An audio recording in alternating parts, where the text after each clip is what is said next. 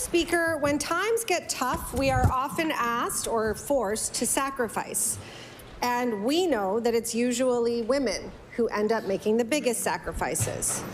People gave this government the benefit of the doubt when they said they'd fix health care, but people aren't seeing the progress they were promised. Today, we heard the heartbreaking story of Cassidy Horn, who lost her baby after multiple delays getting the ultrasound care she desperately needed.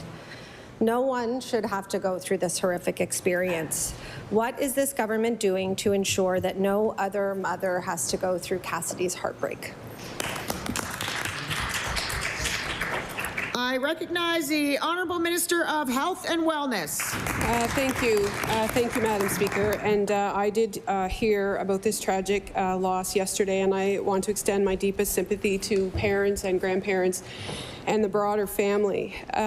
So I cannot speak directly about individual cases, but I can assure the family that there will be an extensive review of the situation to understand what happened through the quality review process. And so I have to trust that process, and we will continue to monitor the situation. Thank you. I recognize the Honourable Leader of the Official Opposition. Thank you, Madam Speaker. Madam Speaker, women and gender-diverse Nova Scotians are not getting the health care they deserve. Only 7% of the health research in Canada is focused on women. The IWK Foundation is leading the way in advocating for change at the national and provincial level, and this government's response, they are cutting 20% from a grant to the IWK, limiting research on women's health in this province. And this is shameful. Shameful. Shame. When women's health gets such little support, how can the minister justify a cut to this important research?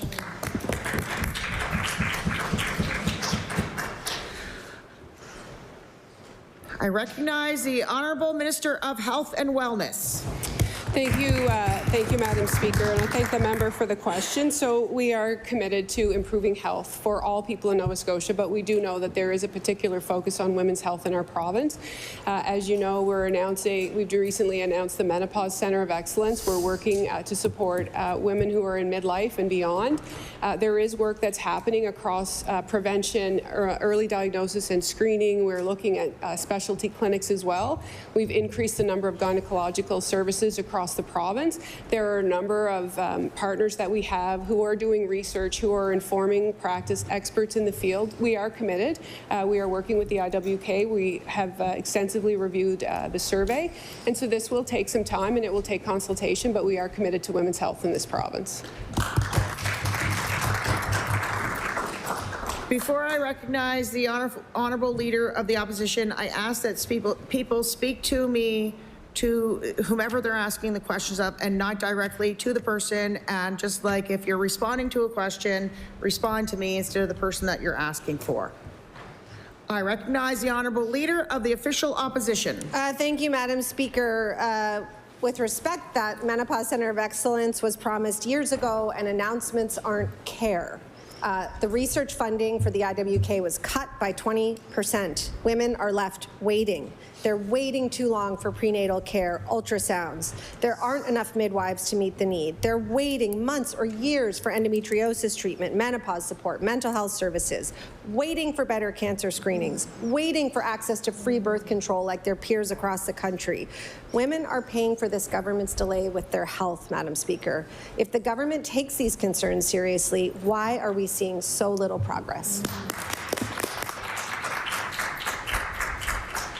I recognize the Honourable Minister of Health and Wellness. Thank you, Madam Speaker. So, as I've said before, we do take this issue of women's health very seriously. The Menopause Centre of Excellence was promised a year ago, and we have worked extensively with the Menopause Society of Nova Scotia, as well as experts in the field. This Centre of Excellence will include not only clinical care, but it will also incorporate education for individuals as well as clinicians, and it will also involve research. These things need to build.